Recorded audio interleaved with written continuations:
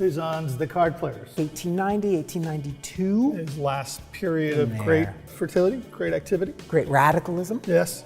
Barnes Foundation, Philadelphia. Great collection of impressionist pictures, among which Cézanne. Cézanne is, I think, the greatest artist I know. He's my test case. If it's as good as Cézanne, which it never is, it's good art. There's a lot to Cézanne reinventing not just looking, but the act of painting as he's putting the stuff on. One of a set of five. I think it's the first one, the other's five. Traditionally, these card player scenes always have someone helping someone cheat. There are people looking at the cards. That's good. And here we have two people looking at the cards, but nothing comes of it. This is the kind of picture that would make the worst Hollywood movie ever. Man. Right. You know, there were a lot of genre paintings like this coming out of France and Holland, and they tended to paint these kinds of scenes as far more sort of raucous and rowdy affairs, right? This is exactly sort of the opposite. This is like a shut-ins version of that. It's boring. Nothing's happening. There's no money on the table, goddammit. There's no girls, there's no booze, and there's no money. Right. So where's the interest? But that brings me back to Cézanne himself as the neutral observer with his eyes poked out. And he's us on this side of the painting, being just confronted with nothingness, with the Seinfeld moment again. Are you saying that Cézanne is saying that painting is a blind man's game? Great minds think alike. There you go. Small minds think even more alike. That's the problem. The thing about Cézanne is that he realizes that the idea of using this stuff called paint to represent this thing called the world is in itself a fool's errand, weird, but worth trying again and again. There is a coloring book quality, which was utterly unacceptable. In a number of important details, the hand specifically, right?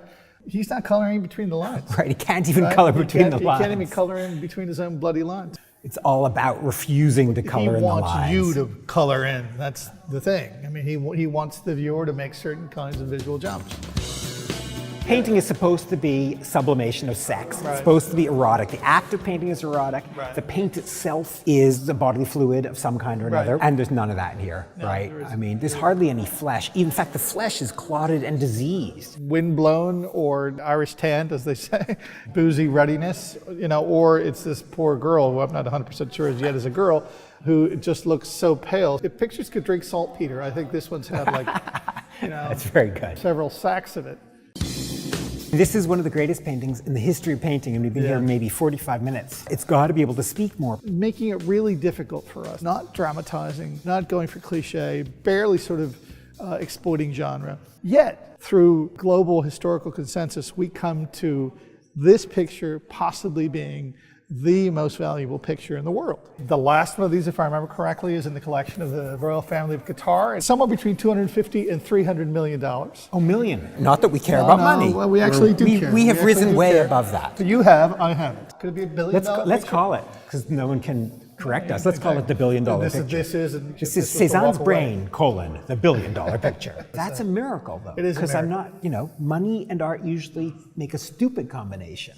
Well, this might be the effect of actually sort of like art history having really done its job properly. Yeah. But let's say, for example, this thing was to fly off, or the Barnes had to deaccession it, right? Imagine that. And it went for $1 billion, and it wound up somewhere in Qatar. Would it kill the picture?